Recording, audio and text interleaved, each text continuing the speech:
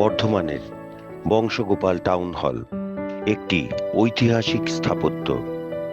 বর্ধমানের এক সময়ের বিশিষ্ট ব্যক্তি বংশগোপাল নন্দে, যিনি বর্ধমান রাজবংশের সঙ্গে সম্পর্কিত ছিলেন।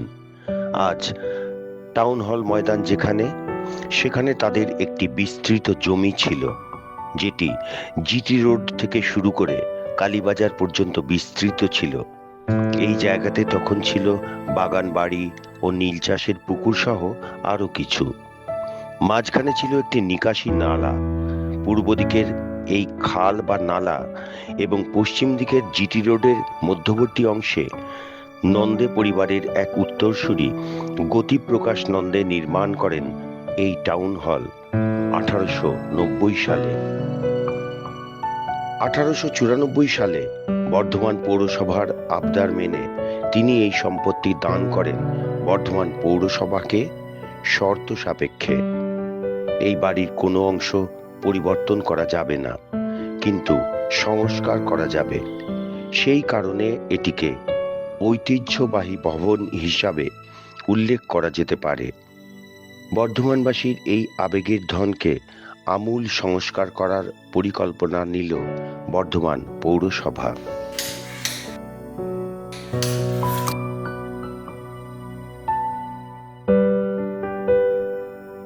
বর্ধমান টাউন হল একটা পুরনো বর্ধমানের একটা ঐতিহ্য, সেইভাবে টাউন হল একটা ঐতিহ্যময়ী একটা স্থাপত্য।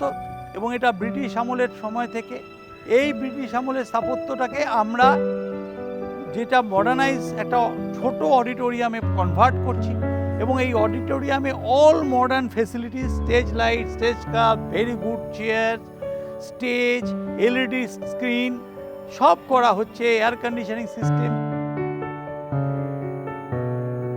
বর্ধমানের বংশগোপাল টাউন হল এই স্থাপত্যকে আধুনিকীকরণের কাজ শুরু করলেন বর্ধমান পৌরসভার কর্তৃপক্ষ 2025 সালে।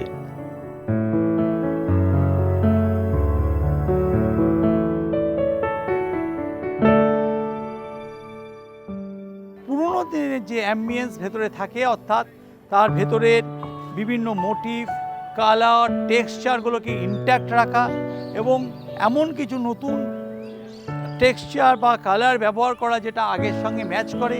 ফ্লোরিংয়ের ক্ষেত্রেও তাই, পুরনো ধরনের ফ্লোরিং আমরা ব্যবহার করব, যাতে মনে হয় যে এটা একটা পুরনো ধরনের অডিটোরিয়াম।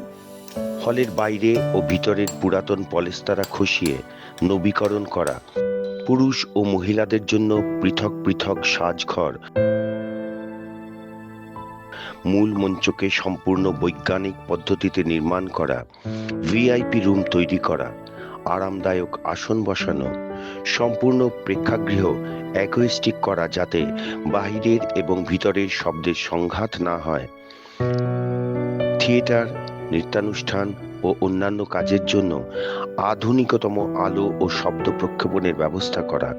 এছাড়াও আরও নানাবিধ সুযোগ সুবিধার ব্যবস্থা করল রাজন ইনফ্রাটেক প্রাইভেট লিমিটেড বর্ধমান পৌরসভার ওয়ার্ক অর্ডার অনুযায়ী। পাল্টে গেল আমাদের চিরচেনা বর্ধমানের টাউন হল। হলের বিভিন্ন জায়গায় বসানো হলো হস্তশিল্পীদের দ্বারা নির্মিত শিল্পকর্ম।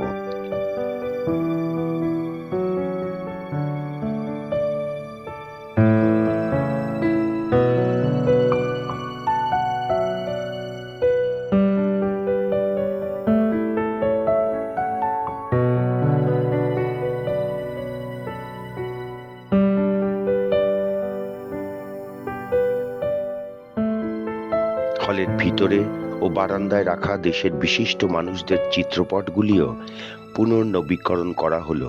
আমরা এই যে অডিটোরিয়ামটা যেটা করছি, এর ভিতরে অনেক ছবি ছিল, সেই ছবিগুলো বর্ধমানের এবং ঐতিহ্য, সেই ছবিগুলোকে আমরা রেস্টোরেশন করছি এবং ছবিগুলোকে বিভিন্নভাবে সাজাচ্ছি, কোনোটা ভেতরে, কোনোটা বাইরে। ভেতরে এবং বাইরের ক্ষেত্রে আমরা বিভিন্ন জনের মতামত নিয়ে, এক্সপার্টের মতামত নিয়ে আমরা ক্রোনোলজিক্যালি তার হিস্টোরিক্যাল ব্যাকগ্রাউন্ড ধরে সাজানো হচ্ছে।